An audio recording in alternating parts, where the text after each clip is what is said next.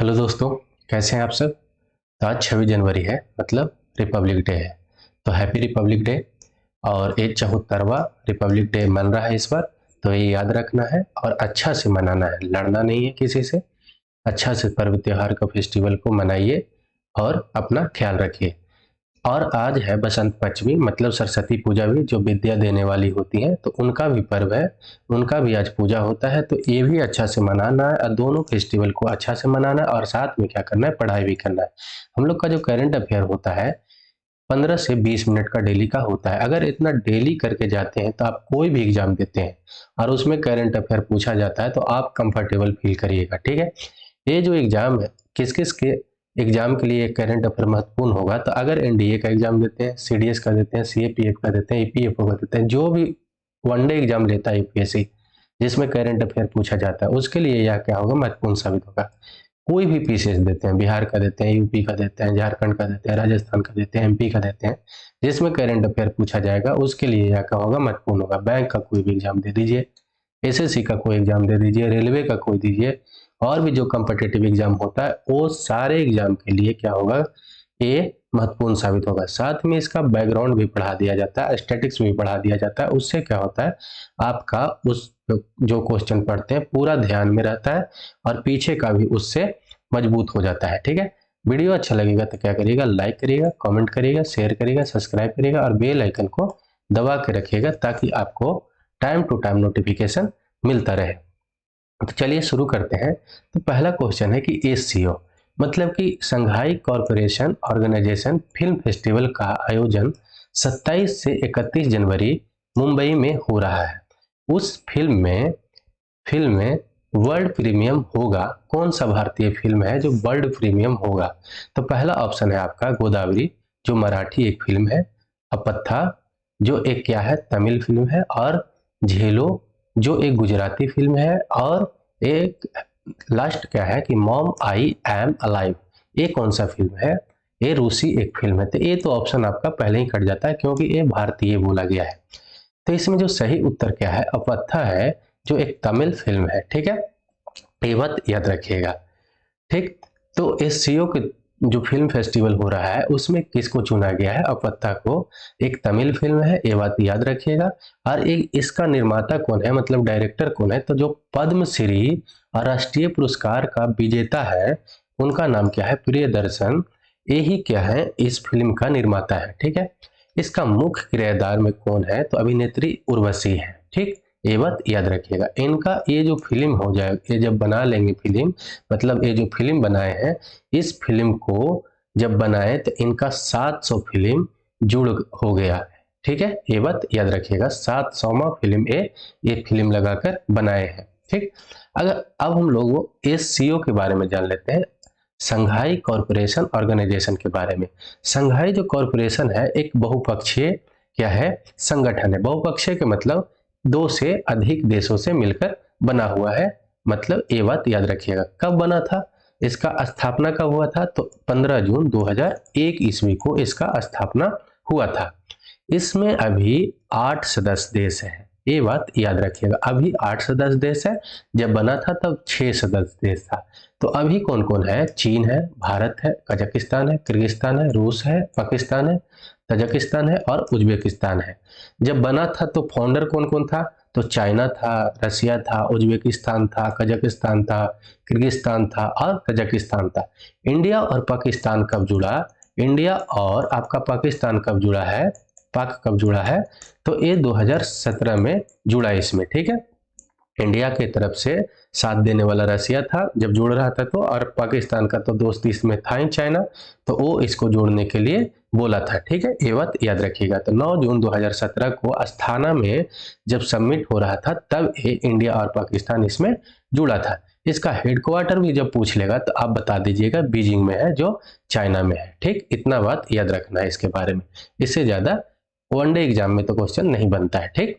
चलिए अगला क्वेश्चन क्या है कि प्रधानमंत्री राष्ट्रीय बाल पुरस्कार के लिए जो बच्चा उसमें भाग होते हैं उसको पुरस्कार दिया जाता है, उसमें कितने पात्र होते हैं, और जो पात्र होते हैं तो बच्चा होता है कितने साल के होते हैं, तो बच्चे की आयु का सीमा कितना होता है, ये आपको बताना है। तो पहला है 5 से 15 साल का, 4 से 16 साल का, 5 से 18 साल का या 5 से 16 साल का। इसका जो सही उत्तर क्या है, 5 से 18 साल का मतलब बच्चा होना चाहिए, तब उसको एक राष्ट्रीय बाल पुरस्कार जो है उसको मिलेगा। ठीक है, चलिए, राष्ट्रीय प्रधानमंत्री राष्ट्रीय बाल पुरस्कार राष्ट्रपति के द्वारा दिया गया है और उसमें कौन कौन सा बच्चा शामिल होंगे, उसको लिए 6 कम से कम श्रेणियां बनाया जाता है। मतलब इस तरह का 6 तरह का बच्चा होगा, 6 तरह का उत्कृष्ट बच्चा होगा, तो उसको ये प्राइज दिया जाएगा और उसका उम्र भी कितना होना चाहिए, तो 5 से 18 साल का होना चाहिए। तो ये 6 श्रेणियां क्या क्या रखा गया है, कला संस्कृति में अच्छा हो, बहादुरी में कुछ अच्छा काम किया हो, नवाचार मतलब कुछ अच्छा खोज किया हो, कुछ अच्छा बनाने की सोच में हो, कुछ अच्छा डिजाइन कर रहा हो, ठीक है, शैक्षिक में बहुत अच्छा हो, पढ़ने लिखने में हो, सामाजिक सेवा कोई अच्छा काम किया हो, ठीक है, खेल में बहुत अच्छा हो, तो उसको इस तरह का श्रेणी में अगर आता है तो उसको, और 5 से 18 साल के बीच का होता है तो उसको प्रधानमंत्री राष्ट्रीय बाल पुरस्कार दिया जाता है। ठीक है, तो राष्ट्रपति के द्वारा दिया गया है। ठीक, ये बात याद रखिएगा। चलिए, अगला क्वेश्चन कि निम्नलिखित में से किस संगठन का चयन सुभाष चंद्र बोस आपदा प्रबंधन 2023 के लिए किया गया है। ठीक है, इसमें से बताना है आपको। तो पहला ओडिशा राज्य आपदा प्रबंधन प्राधिकरण, दूसरा है लिंगोई फायर स्टेशन मिजोरम, और इसमें क्या है कि इनमें से दोनों है या इनमें से कोई भी नहीं है। तो इसका जो सही उत्तर क्या है, दोनों है। एक तो ओडिशा राज्य आपदा प्रबंधन प्राधिकरण को भी दिया गया है, एक लुंगलेई फायर स्टेशन मिजोरम को भी दिया गया है। ये बात आपको याद रखना है। ठीक है, तो दिया गया है, क्यों दिया जाता है भाई, तो इसमें क्या होता है कि जो व्यक्ति या संगठन इसमें अमूल्य योगदान देते हैं और निस्वार्थ भाव से, मतलब कि कोई भी उनका स्वार्थ नहीं जुड़ा हुआ है किसी को सहायता देने के लिए, जब कोई आपदा आता है तो तब उसको पहचान करके सम्मानित किया जाता है और ये पुरस्कार दिया जाता है, चाहे तो संस्था हो चाहे तो कोई व्यक्ति हो। कभी भी आपदा आए उसमें निस्वार्थ भाव से क्या करे, मदद करे, तो उसको यह क्या किया जाता है, दिया जाता है पुरस्कार। ये बात याद रखना है। ठीक है, अगला क्वेश्चन क्या है कि भारतीय नौसेना का सबसे बड़ा अभ्यास जो 2023 में हिंद महासागर में हुआ, उस अभ्यास का नाम क्या है।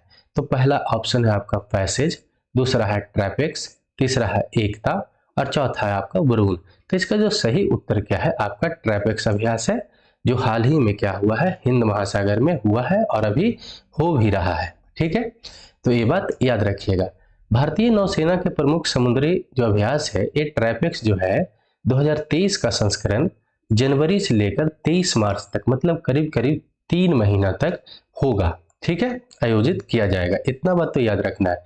एक कब होता है, तो ये हर 2 साल में एक बार होता है, हर साल नहीं होता, हर 2 साल में एक बार आयोजित किया जाता है।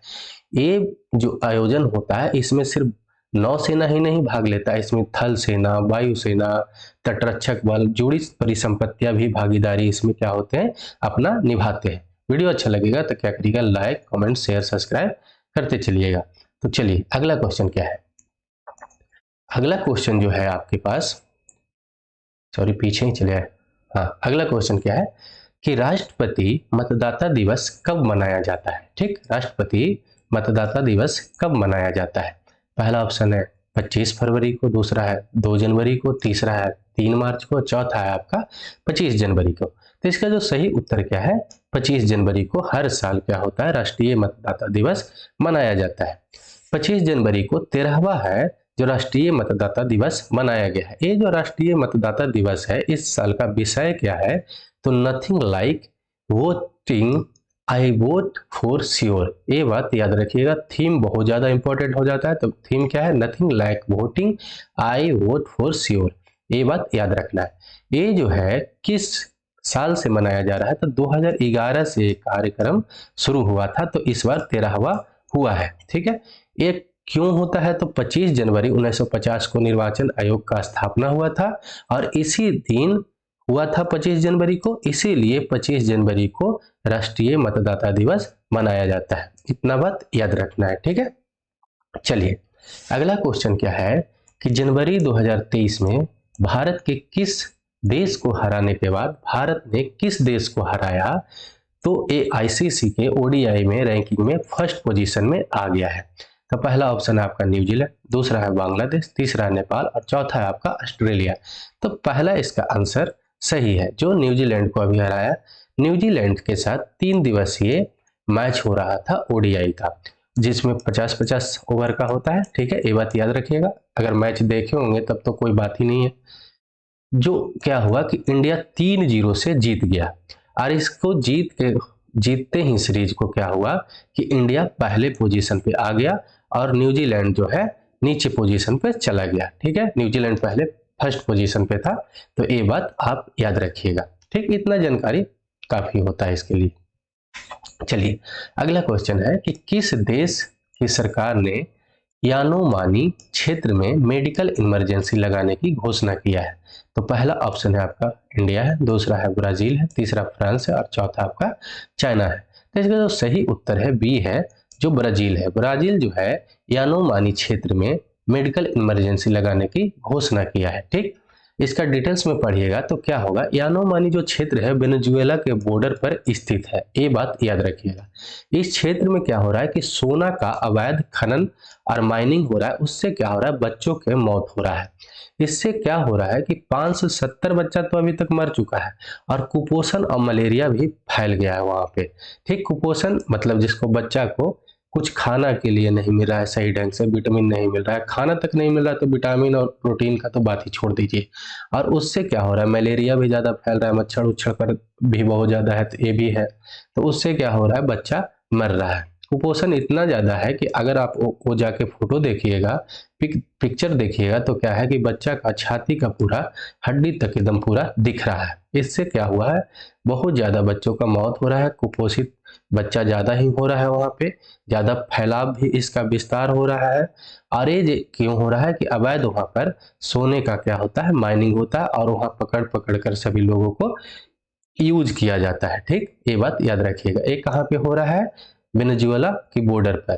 ठीक है, ये बात याद रखना है। चलिए तो कुछ ब्राजील के बारे में और जान लेते हैं। ब्राजील का मैप बहुत ज्यादा इंपॉर्टेंट रखता है, ये बात हम लोग को याद रखना है। ब्राजील जो है 10 कंट्री से क्या करता है, बॉर्डर टच करता है। और ये जो है कौन से कॉन्टिनेंट में आता है, तो साउथ अमेरिका के कॉन्टिनेंट में आता है, मतलब ये बात याद रखना है। ठीक है, ये अटलांटिक सी है और इधर आपका क्या होता है, पैसिफिक सी होता है, ये भी याद रखना चाहिए हम लोग को। दूसरा बात, ये बाउंड्री किससे किससे टच करता है, तो देखिए इधर है फ्रेंच गुनिया, इधर है सुरेनाम, इधर है आपका गुनिया, इधर है वेनेजुएला, इधर है कोलंबिया। ठीक है, यहाँ पर पेरू से करता है, यहाँ बोलिविया से करता है, यहाँ पैराग्वे से करता है। यहाँ पे पतला सा जो है ये वाला पोर्शन, ये है अर्जेंटीना से टच करता है, यहाँ उरुग्वे से करता है। तो आप अगर काउंट करिएगा तो 1 2 3 4 5 6 7 8 9 10 कंट्री से क्या करता है, बाउंड्री टच करता है। इसका क्या है, राजधानी क्या है, ब्रासिलिया है। ठीक है, दूसरी बात, एक यहाँ पर धारा चलता है, ब्राजीलियन करंट चलता है, उस गर्म करंट होता है, वार्म करंट होता है। और जो नीचे जो है पेरू से एक फॉकलैंड करंट चलता है, वो क्या होता है, कोल्ड करंट होता है। ठीक, ठंडा जलधारा होता है। और इधर से जो ब्राजीलिया करंट चलता है, ब्राजीलियन करंट, वो क्या होता है, गर्म जलधारा होता है। जब दोनों मिलता है तो हम लोग जानते हैं कि वहां पर क्या होता है, मछली उत्पादन के लिए ज्यादा ही फायदेमंद होता है। ठीक है, मछली का जो ब्रीडिंग होता है वहां पर ज्यादा होता है, इसलिए मछली उत्पादन भी वहां पे ज्यादा होता है। जहां जहां कोल्ड करंट और वार्म करंट मिलेगा, वहां पे मछली उत्पादन के लिए ज्यादा विकास हो जाता है, ये बात याद रखना है। चलिए अगला क्वेश्चन क्या है कि यूएस राष्ट्रपति ने किसे उत्तर कोरिया के मानवाधिकार को राजदूत के रूप में नियुक्त किया है। उत्तर कोरिया में मतलब USA, United state of America, किसे मानवाधिकार के राजदूत के रूप में नियुक्त किया है यूएसए ने उत्तर कोरिया में। ये बात सिंपल सी याद रखना है। तो पहला ऑप्शन है रेड हेस्टिंग को, दूसरा है मिस्टर टॉम को, तीसरा है जूली टर्नर को, और चौथा आपका है इनमें से कोई नहीं। तो इसका जो सही उत्तर है तीसरा नंबर, जूली टर्नर। ठीक, ये बात याद रखिएगा। तो जो अमेरिका का जो राष्ट्रपति है अभी प्रेजेंट में, जो बाइडेन है, ठीक है, उसने जूली टर्नर को उत्तर कोरिया में मानवाधिकार के लिए विशेष राजदूत के रूप में नामित किया है।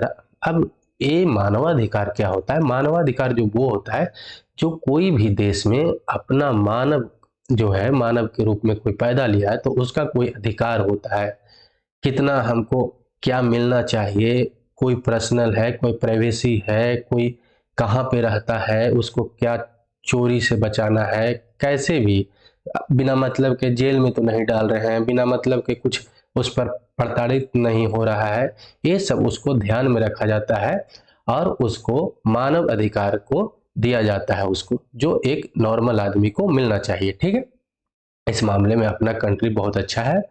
बाहर की कंट्री में जाइएगा तब देखिएगा कि कितना पाबंदी है, तब पता चलेगा कि इंडिया कितना अच्छा है। ठीक है, यहाँ तो कुछ भी सब नॉर्मली हो जाता है, आसानी से रहते हैं और हम लोग मिलजुल कर भी रहते हैं। तो ठीक, अपने अखंडता को बनाए रखना है। नॉर्थ कोरिया के बारे में हम लोग जो जान लेते हैं, अगर यूएस का अगर कोई पूछे कि कैपिटल क्या है तो बताना है वाशिंगटन डीसी। न्यूयॉर्क मत समझिएगा, बहुत लोग न्यूयॉर्क समझते हैं, तो न्यूयॉर्क नहीं है, वाशिंगटन डीसी। अभी प्रेजेंट में वहाँ का राष्ट्रपति कौन है, तो जो बाइडन है। ठीक है, किसे मानवाधिकार कोरिया में अभिनियुक्त किया जा रहा है, तो जूली टर्नर को। ठीक, इतना बात याद रखिएगा। चलिए अब नॉर्थ कोरिया के बारे में जान लेते हैं। तो इसका कैपिटल क्या है, पोंग यांग है। वहाँ का सुप्रीम लीडर जो है, जिसको डिक्टेटर है, वो वहाँ का कौन है, किम जोंग उन है। ठीक है, वहाँ करेंसी कौन सा चलता है, तो नॉर्थ कोरियन वॉन चलता है। वीडियो अच्छा लगेगा तो क्या करिएगा, लाइक कमेंट शेयर सब्सक्राइब करते चलिएगा। दूसरा बात, इसका जो है मैप बहुत इंपॉर्टेंट होता है। तो ये एक पेनिसुला है, कोरिया जो है, कोरियन जो है एक पेनिसुला है, पूरा कोरिया। ठीक है, पेनिसुला किसको बोलते हैं, जो तीन तरफ से बाउंड्री टच करता है। और यहाँ से क्या हो गया, नॉर्थ कोरिया और साउथ कोरिया क्या हुआ, बट गया है। तो ये देखिए, अगर कोरियन पेनिसुला ऐसे देखें तो तीनों तरफ से, इधर भी जल है, इधर भी जल है, इधर भी जल है, इधर क्या है, स्थल है। तो जो धरती या स्थल तीन तरफ से पानी से जुड़ा रहे, घिरा रहे, तो उसको क्या बोलेंगे, पेनिसुला बोलेंगे। ठीक, ये बात याद रखिएगा।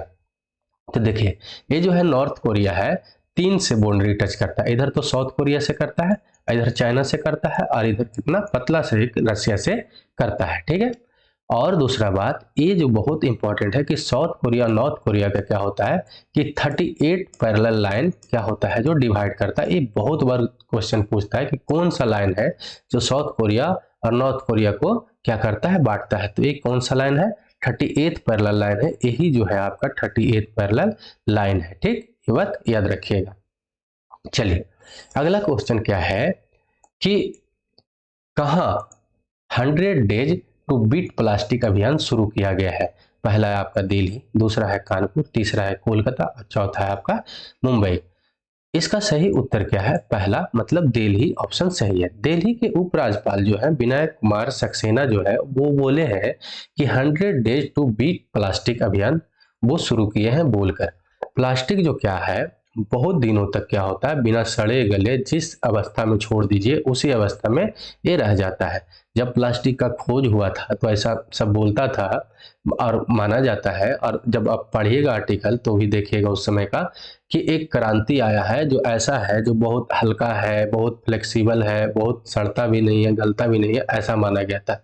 और ये नहीं माना गया था कि 50 साल बाद, 20 साल बाद इतना ज़्यादा ये बढ़ जाएगा कि एक पोल्यूशन का बहुत ज़्यादा ये भूमिका निभाएगा। आप देखते होंगे कि दिल्ली में, दिल्ली जो है क्या होता है कि थोड़ा सा भी बारिश होता है तो बाढ़ आ जाता है। दिल्ली में तो बाढ़ आने का कोई चांस भी नहीं बनता है, लेकिन क्या होता है, प्लास्टिक से क्या होता है, उसका सीवेज जो है वो पानी को रोक देता है और उससे रोड पर सब तरह से पानी भर जाता है।